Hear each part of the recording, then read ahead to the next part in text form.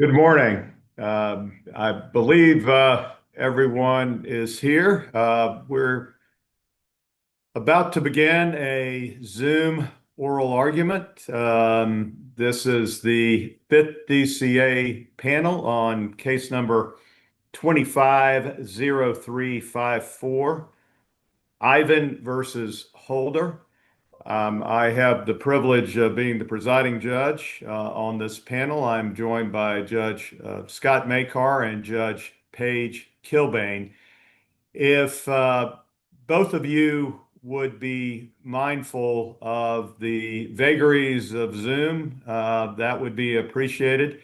If you are not speaking, if you would be kind enough to turn off your microphone so we don't have that ambient noise, because as you saw in the beginning, this is being recorded.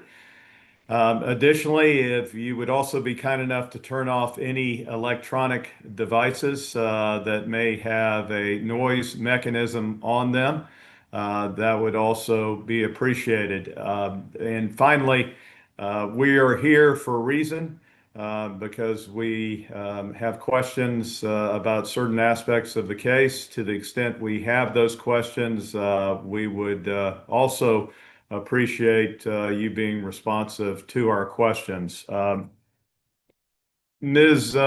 Wilhelm, I don't see you, but you are probably there. Good Yep. morning. Good morning, Your Honor. Would you like to reserve any time for rebuttal? Yes, sir. I would like to reserve 3 minutes. All right. So noted. If there is nothing else for the court, we'll begin. Ms. Wilhelm, you.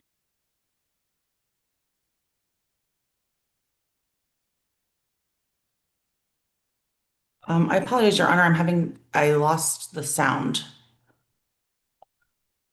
Can Oh, you? I can Yeah, hear you now. Okay. I turned off my microphone right at the end, so Okay, I thank you, Your Honor. apologize for that. Yeah, you can hear everything now, and we Yes, I can can. hear you. All right. Wonderful.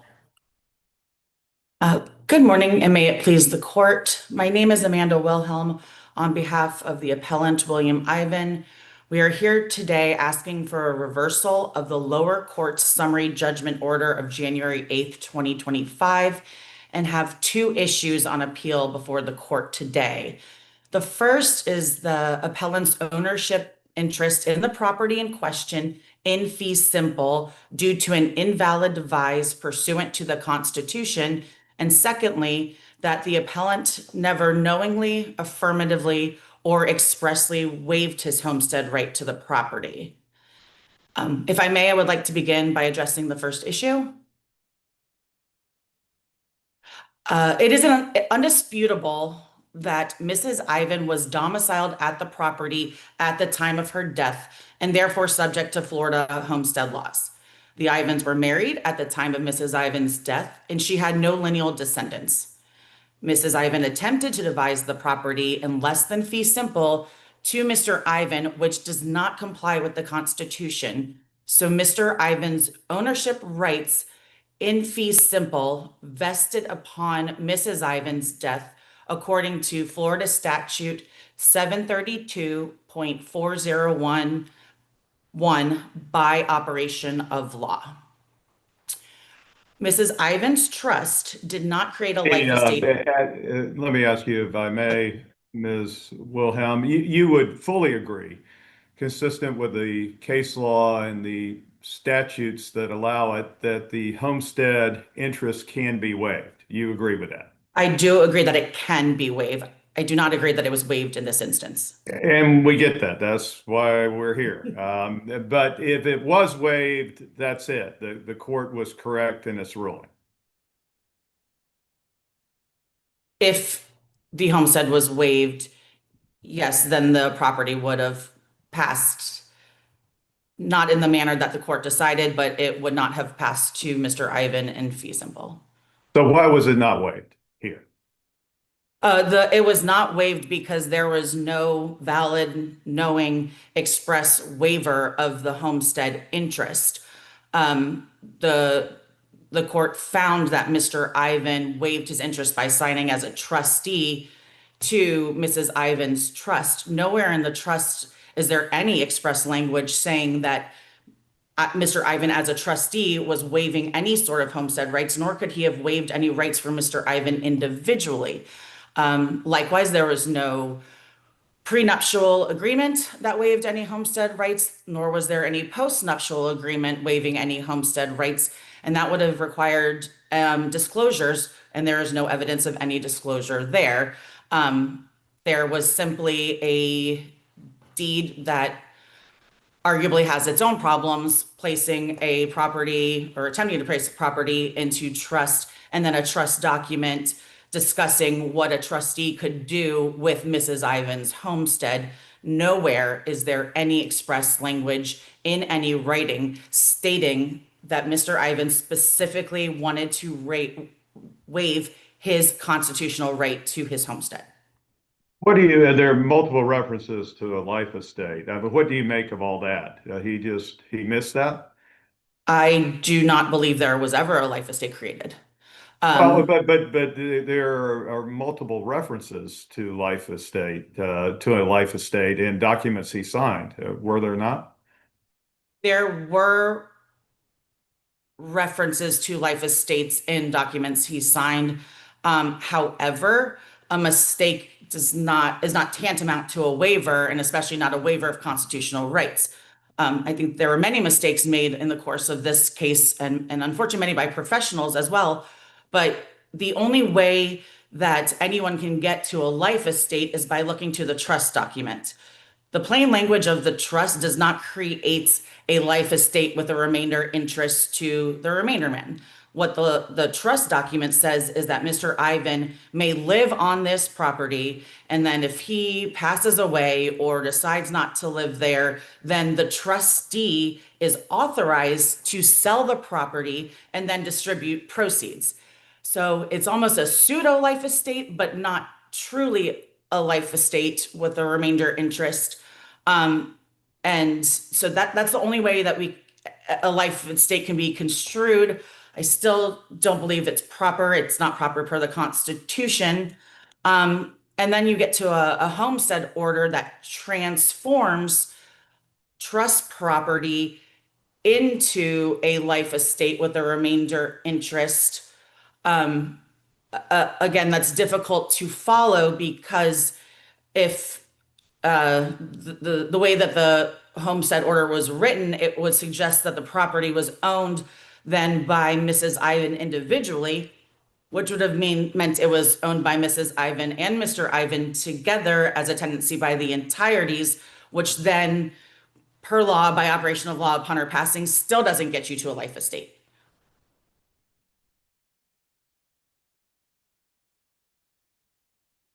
Additionally, Counsel, maybe you could help me out a bit. Can a life estate be considered a homestead in Florida? a life estate can be considered a homestead in Florida. Okay, so I mean they're not independent. Well, and the issue is not the life estate as a homestead. The issue is it's Mrs. Ivan's homestead, and she never owned it as a life estate. She was living there as the present possessor of the land. So she never had a life estate on the land. It was owned based on how you look at the deed, it was either owned in trust with that land being their homestead, or was owned by them as tenancies by the entireties with that property being their homestead. How were the claims that Mr. and Mrs. Ivan that they had improperly claimed it as homestead property for a number of years, and that they had improperly claimed the property as a homestead or the appellant had through 2016 through 2019? How were those claims resolved below? Those claims are not, they're being misconstrued because the appellees are looking to a tax credit versus the homestead status of a property as a possessory interest. I did note in my reply brief that Florida Statute 196.0316 discusses a person who's receiving claiming the benefit of an ad valorem tax exemption. And they're using the fact that there was one property in New York that was a second property and one property in Florida, which was their residence and domicile, that somehow they claimed a tax exemption on both. There was a tax lien placed on that by Brevard County. However, Brevard County never made a substantive determination as to whether that was homestead or not. That's not their job. They just are required by statute that once they run a system check and see that two properties have a homestead claim towards them, then they take away that right to the tax credit. So it really has nothing to do with the substantive issue as to whether it was Mrs. Ivan's homestead upon her passing. She owned the property. She passed away at her property on the date of her death. The probate court properly determined it was her homestead, and the tax issue is not significant to that finding. Thank you. So as I discussed, the trust didn't create a life estate by its plain language, and also because the attempted devise in less than a fee simple is unlawful per the Constitution. Florida statute section 736.1109 and case law we cited in our brief, Sternberg versus Fine as co-trustee of the Nat Sternberg Revocable Residence Trust from the 4th District. Next, the Homestead Order of August 4th, 2016 did not create a life estate or serve as a waiver of Mr. Ivan's homestead rights. As I had mentioned before, if the way that the homestead order is written, it treats the property as a tenancy by the entireties. But regardless, pursuant to Florida law, a proceeding determining the homestead status of real property under probate rule 5.405 just serves a limited purpose to clarify that it was the decedent's homestead at the time of death. The homestead order did that.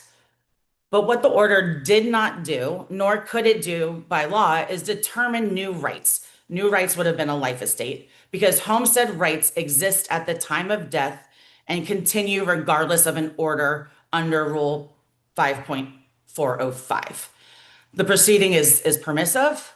If non-estate property falls outside of the jurisdiction of the probate court, so they couldn't make a determination other than it was just her homestead property, and the order does not effectuate a title change.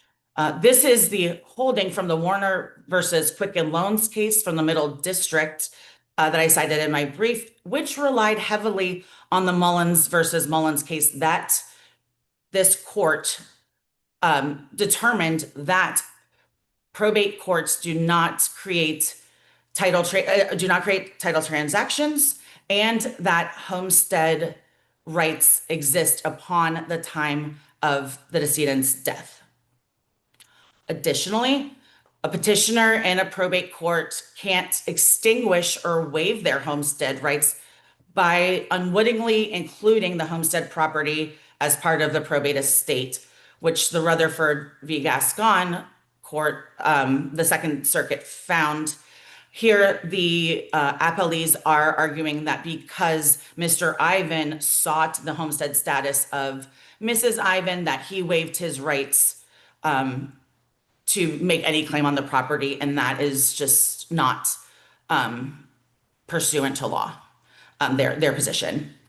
The same court, the Second District Court, also found in Ray Cleaves that a petition filed by a personal representative is not a waiver or disclaimer, such as a postnuptial agreement, because the personal representative or petitioner and the individual person are separate and distinct in law, as if they were in fact two individuals. This also goes to our argument that Mr. Ivan signing as a trustee on a trust is a very separate individual than Mr. Ivan signing individually his rights away and any sort of postnuptial agreement or contract with specific waiver language.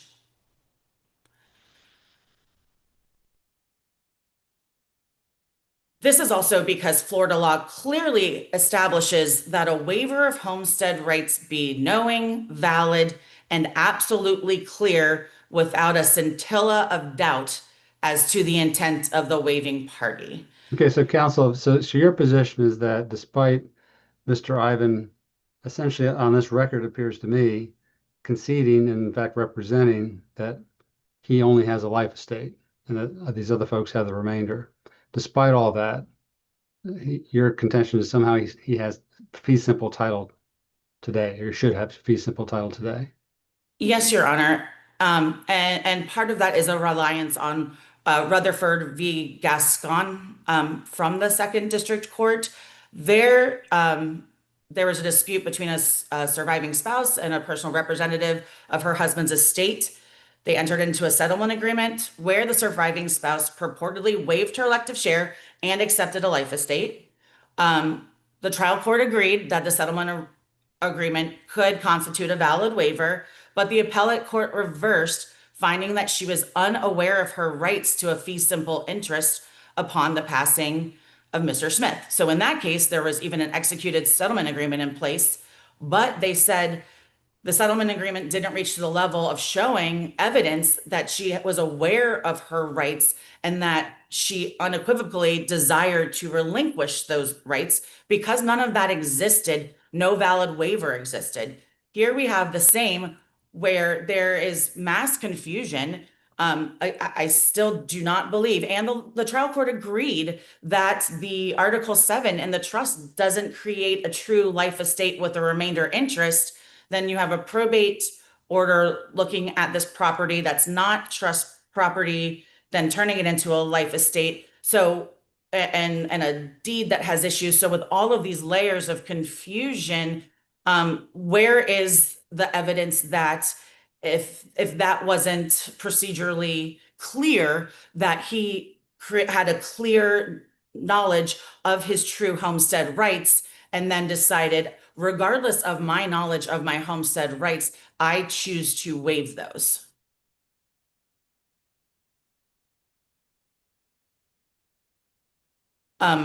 Additionally, there's an issue with what the trial court named the Uncle Bill letter.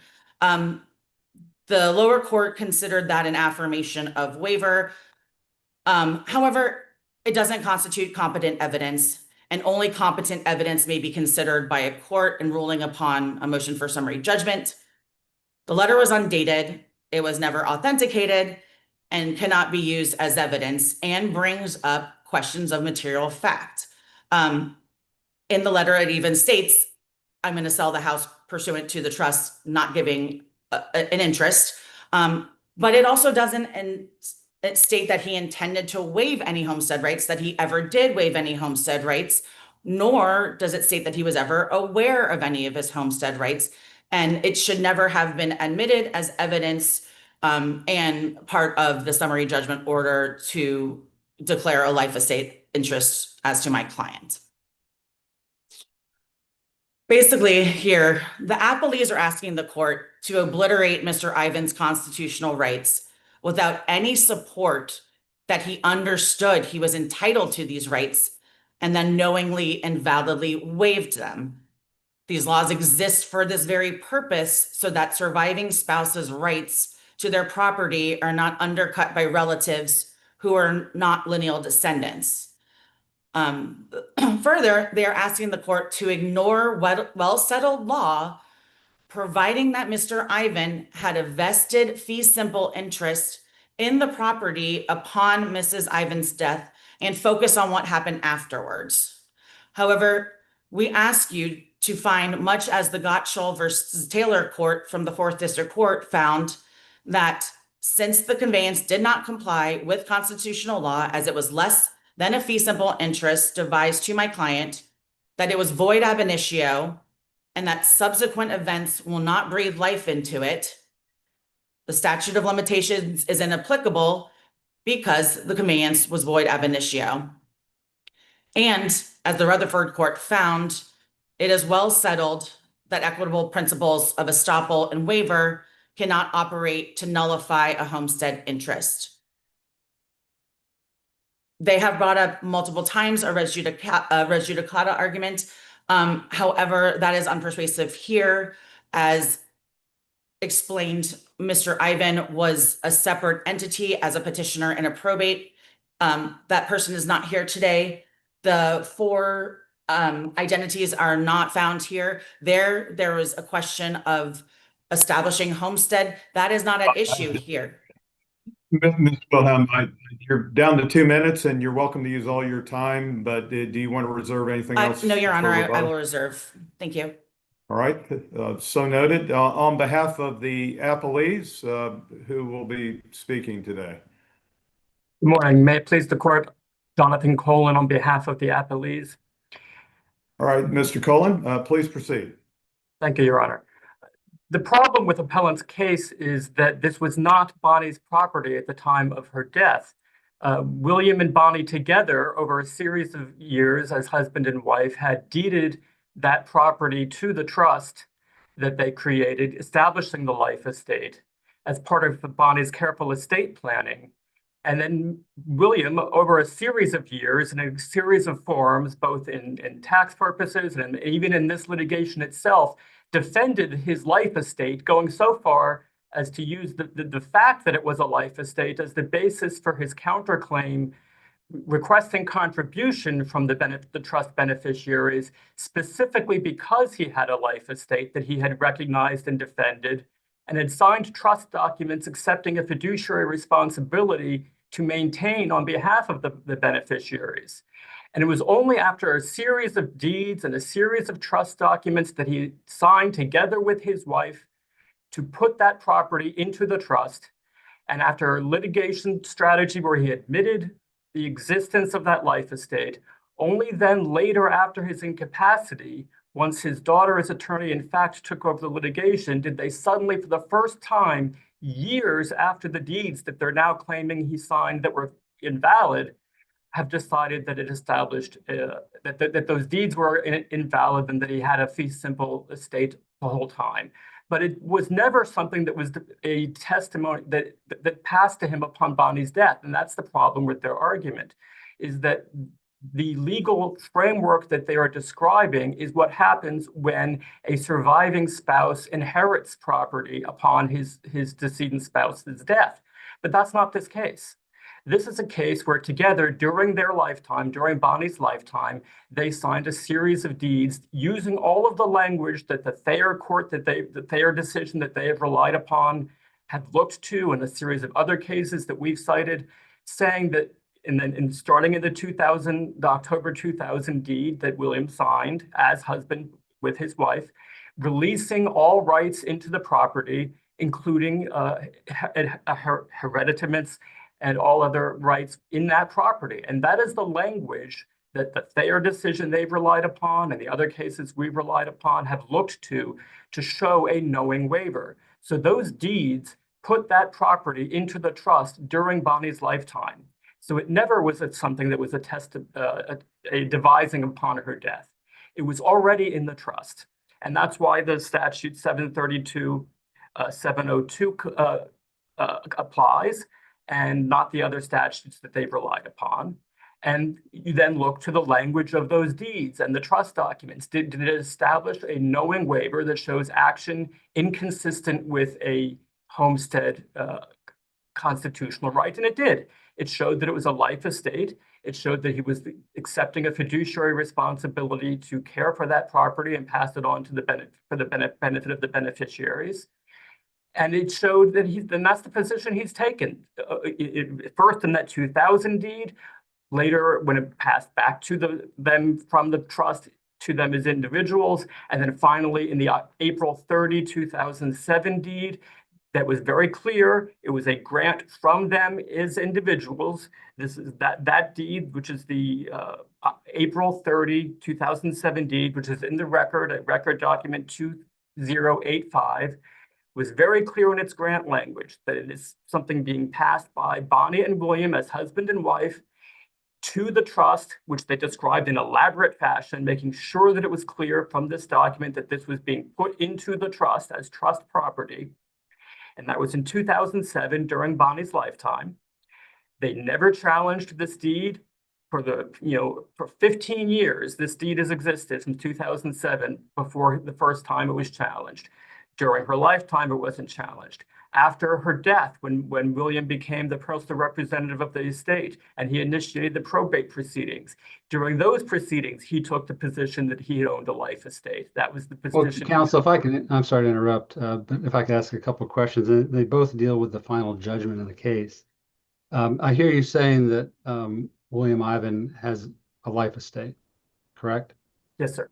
Okay. And the order here says that William Ivan's life estate in the property is hereby terminated.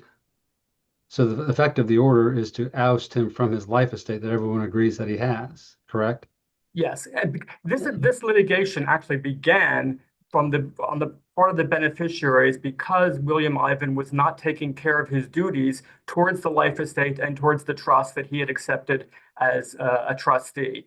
He was not paying the taxes. He was not doing the other upkeep and distributions that was required of him as a trustee, nor was he in fact living at the property. It's undisputed that he's not living in the property any longer. He was renting it out. And according to the trust documents, Is that, counsel, is that in the record? yes, sir. Okay. I didn't see that, so I asked. I'm sorry, I don't have that handy, Your Honor, but it is in the record. It's part of the motions, the summary judgment motions that the appellees had filed. He was not living in the property anymore. It was being rented out. And the fact that this litigation was, like I said, it was initiated by the beneficiaries because he was not fulfilling his duties as trustee or upkeep on the property.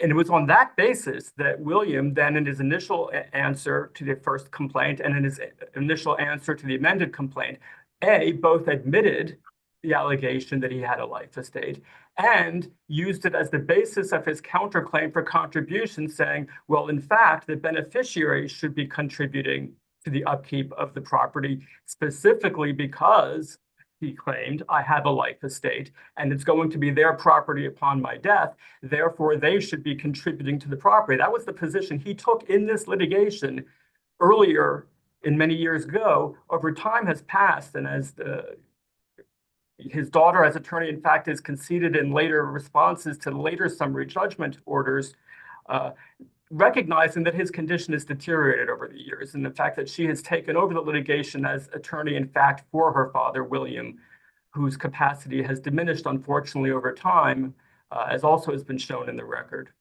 It was only at that point that they switched positions after saying, no, it's absolutely a life estate and the beneficiary should contribute, that they have now taken the position, or rather his daughter has taken the position, that it was fee simple all along. And that all of the deeds that he signed with Bonnie, all of the trust documents that he signed with Bonnie, accepting a fiduciary responsibility, none of them have any value, that it was entirely a fee simple all along, and all of his promises towards the beneficiaries were hollow. And that's just not something that this court should countenance. And the trial court accepted, looking at the deeds, that it contained the proper language. The trust documents showed action inconsistent with someone thinking that they still had homestead rights in the property. Counsel, I'm sorry to interrupt again. The other part of my question about the final judgment is that paragraph 6 says the court reserves jurisdiction to determine the amount of damages to be assessed against William Ivan, if any. And that, of course, triggered in my mind, well, where is jurisdiction in this case? Where do we have appellate jurisdiction, given the trial court reserved the ability to have its own jurisdiction to determine damages? Your Honor, what I believe happened is the trial court has separated two separate issues as to the ownership of the property and the actions initiated by the beneficiaries were regarding the lack of distributions that William was required to make as trustee. And there were damages assessed regarding those distributions. So I think those are separate collateral issues, and that's why I believe that the trial court had jurisdiction to issue the order as to the ownership of the property, separate from its continuing jurisdiction over the issue of damages as to the distributions. So that is how I understand this court's jurisdiction to be established. Well, you just said, I think you're correct. The trial court had the jurisdiction to do what it did. But my question is, do we as an appellate court have the jurisdiction to review this order, given looks to be additional labor to be done as to damages? As I was looking at this, Your Honor, it was because it was a collateral issue, the separate issue as to the ownership of the property and the damages related to the distributions. That's why this court could consider it. If the court believes there's no jurisdiction, it needs to consider it at some later time. Of course, that would lead to the same, and we'd come back with the same arguments, of course. But that is how I understood that this court had present jurisdiction. Well, I mean, there's a appellate rule 9.130 has certain non-final order exceptions to finality. One deals with the right to immediate possession of property. I assume that would be the position that I assume both of you would have, is that we have jurisdiction because this order deals with the right to immediate possession of property. Yes, and as Your Honor has pointed out, the court has ruled that as a primary matter, William had the life estate, but it then also terminated the life estate such that the possession of the property should change. And again, that is how we understood this court's present jurisdiction to be established. If this is something that needs to come back at some later point, that can happen as well. But that is our understanding of why this court had present jurisdiction. Have any damages been assessed? I believe that that was something that was reserved as to the distributions. And forgive me if I've gotten that wrong, but I understood that the court had determined that there was a right to damages, but that was still ongoing. Okay, thank you. So again, this was part of careful estate planning that William and Bonnie had done together regarding her estate, regarding their property during her lifetime.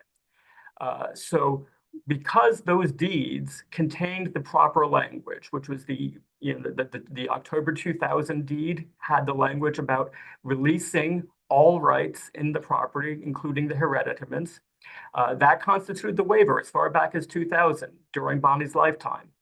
The question about the hat that William was wearing, whether he was doing this as an individual or as a trustee, concerns the fact that there were some later deeds that transferred the property back from the trust to them as individuals. That was on the April 17, 2007 deed. And then, strangely, there was two deeds that seemed to be signed on April 6, but recorded at separate times. The first one that was recorded on April 17, which was the one transferring the property from the trust back to them as husband and wife. And then the later recorded deed, also apparently signed on April 6, was recorded on April 30, 2007, transferring it back from them. And the grant language is very specific, that it's being transferred by William and Bonnie, his husband and wife, to the trust, back into the trust, and it's carefully described in very explicit language, making it clear that this was trust property. And that was recorded on April 30, 2007. And that was the final deed with respect to this property. So this property was not in Bonnie's estate at the time of her death. It was in the trust. And as long as that deed is proper, and it was never challenged, William had plenty of time during the 7 years remaining of her life, or the many years between her death and the initiation of these proceedings to challenge that deed. He never did. And that deed, again, had the language about releasing the property, his rights, including all hereditaments. Again, those are the key words that fair decision and the other decisions that have been discussed in the briefs and in the supplemental authority have all looked to show a knowing waiver. Because as the fair decision explains, the hereditaments includes the constitutional right to inherit homestead property. So by releasing those hereditaments, William has signed a deed during Bonnie's lifetime, putting that property into the trust. And therefore, it was not subject to any of the cases and statutes that the appellant has cited in terms of limitations on a devisement of less than a fee simple. They're just not applicable here. This was trust property. And that's the position that William has taken. It is the position he took when he, as personal representative of the state, initiated the probate. It's the position he took in his verified position for homestead property. And we're not claiming that the homestead order was the waiver or what created a life estate or what took the property and limited his homestead right. It's just recognition of what William had understood all along. It shows that he made a knowing waiver back in 2000 and again in 2007. That's what the effect of the Uncle Bill letter was, and why it's just another thing that corroborated all of the effective documents, and the effective documents were the deeds and the trust documents showing showing a property ownership totally inconsistent with him thinking that he was retaining his homestead rights. And that was why the Brevard tax documents, as Your Honor had referred to this property again, still during Bonnie's lifetime, back in 2012, as trust property, and that they owned it as trustees, which was never challenged by William. And just all of this leads to the conclusion that the trial court took, that when the trial court made its ruling at the hearing in November of, in November of 2024, when the trial court says, if you look at the deeds and if you look at the trust documents, these show a knowing waiver by William of his rights. And it's used all the language that the courts have required. So essentially what appellant's argument comes down to is that the one thing that they have been able to point to is that on that last April 30, 2007 deed, the signature line for William has the word trustee under it. And that appears to be because that was signed on the same day, April 6th, as the one transferring it from the trust back to them as individuals, which was done as a trustee. And on that same day, they signed another document transferring it back from them as individuals to the trust. And yes, that signature line on that final April 30, 2007 deed had the word trustee under his name. But the grant language, the important grant language, is very clear that that was from William and Bonnie as husband and wife to them as trustees as part of the elaborately described trust.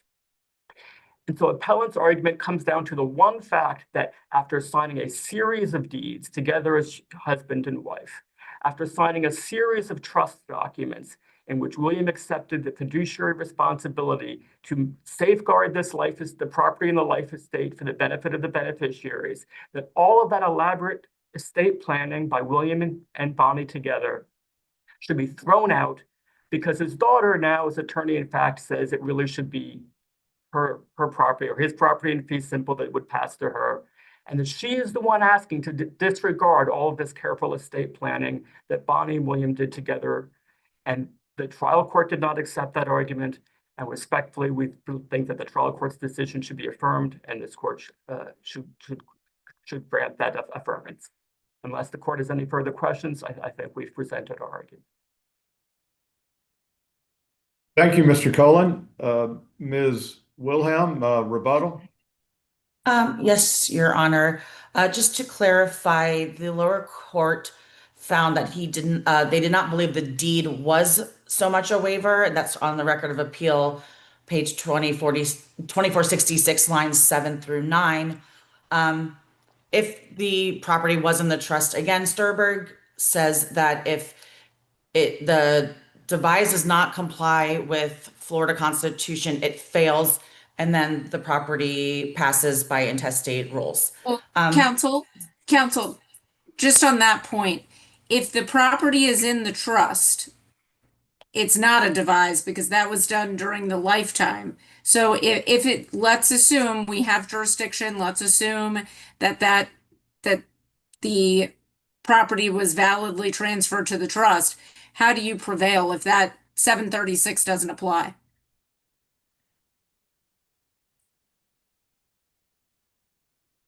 Because he still didn't waive his homestead rights. The issue still is the deed doesn't say enough to waive his homestead rights. In one of the supplemental cases, Mendia versus Galvez, the court even found that not mentioning giving up your homestead rights is still not a valid waiver. Additionally, what counsel said was very telling, that Mr. Ivan accepted the fiduciary duty of a trustee. He didn't waive any individual rights. That's all you do when you sign a trust as a trustee. I'm a fiduciary. I'm not waiving someone else's individual rights.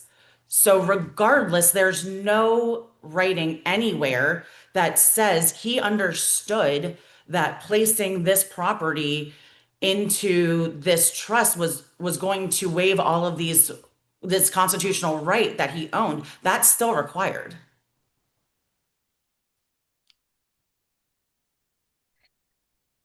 Ms. Wilhelm, and- I'll give you 20 more seconds to close, and then we'll be finished. But go ahead. I would just close with saying this ruling is of utmost importance because if the summary judgment order stands, which specifically says signing as a trustee on a trust is a waiver of an individual's homestead rights, it has the potential to wreak havoc on the estate planning system in Florida. For all the foregoing reasons in my argument, we would ask that the court reverse the trial court summary judgment order. Thank you, Ms. Wilhelm. Thank you, Mr. Colon. With that, we are finished with our OA this morning, Zoom OA this morning. We will officially be in recess. Thank you both. Thank you, Your Honors.